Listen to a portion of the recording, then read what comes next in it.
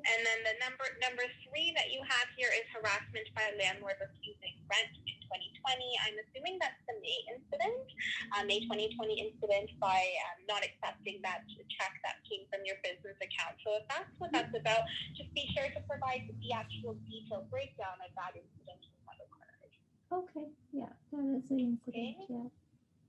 And then number four, you've written interference with reasonable enjoyment by not providing refrigerator for 2 weeks. Can you tell me what that's about? What happened there?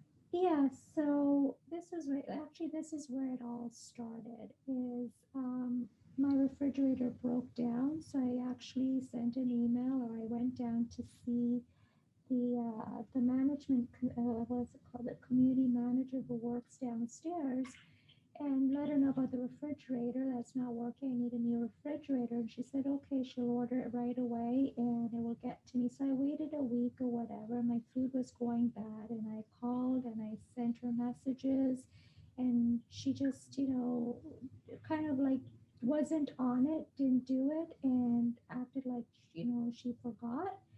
And so, I was left without a refrigerator for 2 weeks, and I went down like three times asking where, like, you promised me a new refrigerator. And one of the times, one of the maintenance guy was it happened to be in the office, and he said, "Oh yeah, we're just waiting till a tenant moves out, then we'll give you a refrigerator." And we said, because my roommate was with me at the time, and actually he happened to be passing by downstairs, and he said, "Well, you promised us a new refrigerator. Could you please, just keep your word with that?" They said, "Okay, yes, they'll order it." Still didn't come, and it was at least 2 to 2.5 weeks that I was without a refrigerator, and they were just avoiding that situation of giving me a new refrigerator. And then when I went down that time, when my roommate went down, was just passing by and saw the maintenance guy happened to be in the office, and he actually asked him, what side does the door open, left or right? And then my roommate said, I think right or left. I have the details all documented, but the issue is when they finally did deliver the refrigerator, the door opened on the opposite side and not on the side where we said it opens on, right? So they actually delivered the wrong refrigerator 2 weeks later.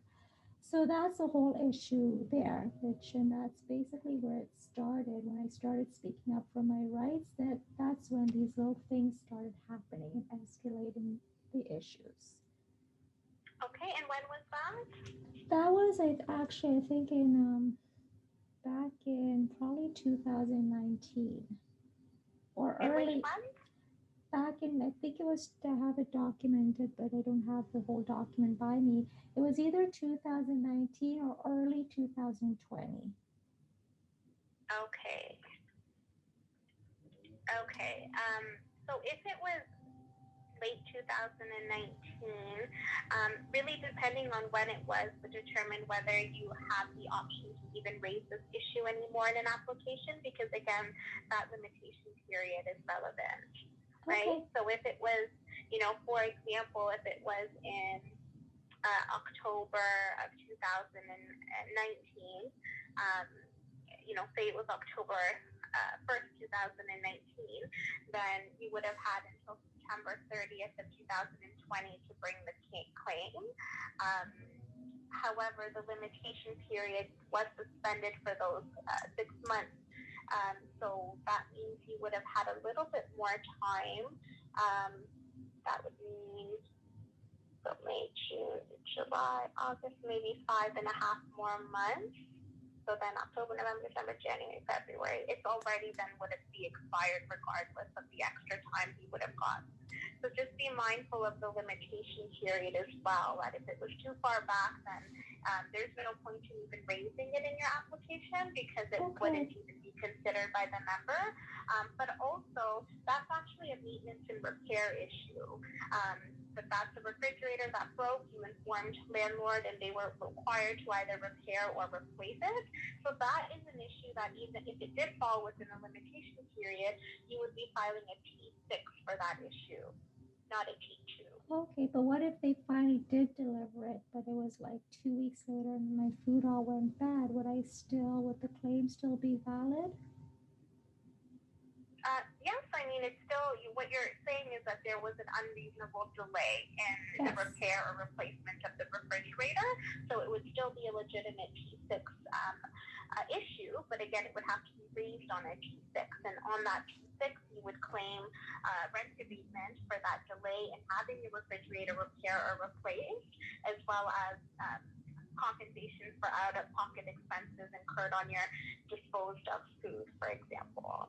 But, just think back to when it actually occurred, and then that would determine whether you can even bring this claim forward anymore.